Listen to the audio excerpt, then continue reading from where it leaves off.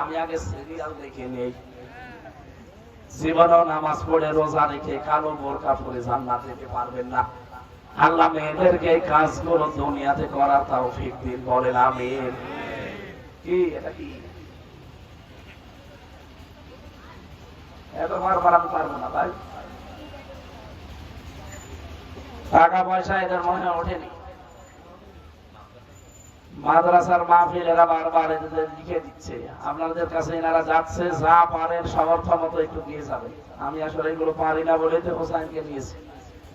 আর আগামীতে কোন জায়গায় যদি অনুষ্ঠানে আসি, এশার নামাজ পড়ে আমার তুলে দেওয়া লাগবে। আমার শরীর জালেমরা 3টা বছরে খেয়ে না খেয়ে নষ্ট করে দিয়েছে।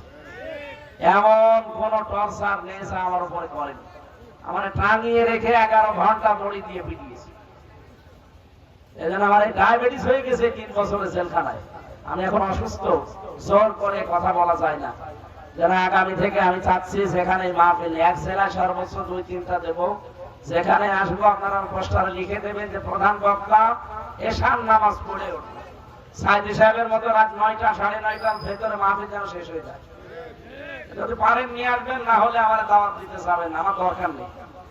আমার আগে বাঁচা লাগবে, তারপরে আমার প্রতিদিন ডাক্তারের কাছে কল দিলে বলে রাত 10টায় ঘুমিয়ে পড়বেন, আর আপনারা বলছেন রাত 9:50। আমি শেষ করবো কটায়?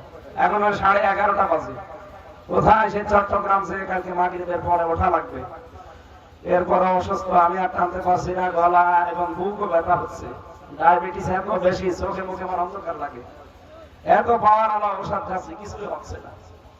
দোয়া করেন আল্লাহ যেন আগের অবস্থায় আবার ফিরিয়ে দেয়, কারণ আল্লাহ রোগ দেওয়ার মালিক, রোগ সারার মালিক কে?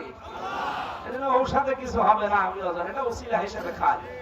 আল্লাহ যদি হুকুম না দেয় কিয়ামত পর্যন্ত আমার ডায়াবেটিস ভালো হবে। ওয়াইদা মারিদু ফাহুয়া ইয়াশফি, তুমি অসুস্থতা দাও, তুমি আমাকে শেফা দান করো। এজন্য যারা টাকা পয়সা এনেছিলেন বিভিন্ন নিয়ত নিয়ে আপনারা একটু দিয়ে যাবেন। মাদ্রাসার মাহফিল তো নয়তো আমি বলতাম না। আমি আজকের মতো আর টানতে পারছি না, অনেক সময় হয়ে গেছে। এখনই আমি টান দেবো গাড়ি।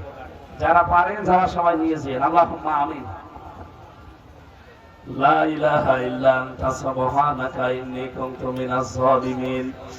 আল্লাহুম্মা গফিরলি ওয়ারহামনি ওয়াহদিনি ওয়াফিনি ওয়ারযুকনি ইয়া রাব্বাল আলামিন।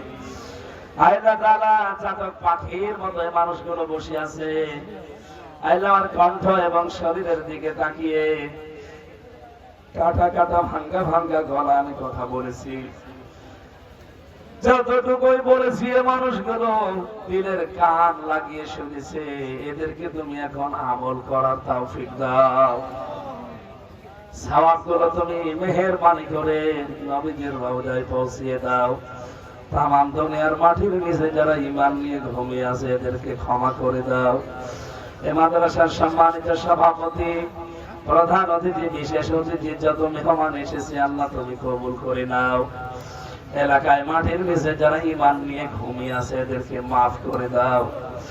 সম্মানিত মা বোনেরা, পর্দার আড়ালে যারা বসে আছে, পরিবারে অনেকের শান্তি নিয়ে আল্লাহ তুমি মেহেরবানি করে সালাম নামের খাতিরে শান্তির ব্যবস্থা করে দাও। আমি সহ যারা অসুস্থ আছি আমাদেরকে শেফায়ে কামিলা আজেরা দাও। আল্লাহ জেলাটা আমার মায়ের দেশ, মেহেরবানি করে আমার নানা নানি সহ যারা কবরে আছে জেলার মাটির নিচে মাফ করে দাও। আল্লাহুম্মা গফিরলি ওয়ারহামনি ওয়াহদিনি ওয়াফিনি ওয়ারযুকনি ইয়া রাব্বাল আলামিন। যে বাড়িতে এসে বসেছিলাম ওই বাড়ির উপর রহমত নাযিল করো।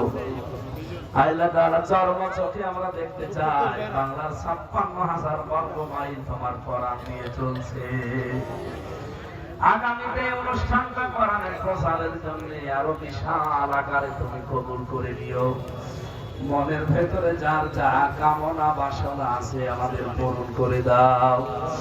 বারাকাল্লাহু লানা ওয়া লাকুম ফিল কোরআনিল আযীম।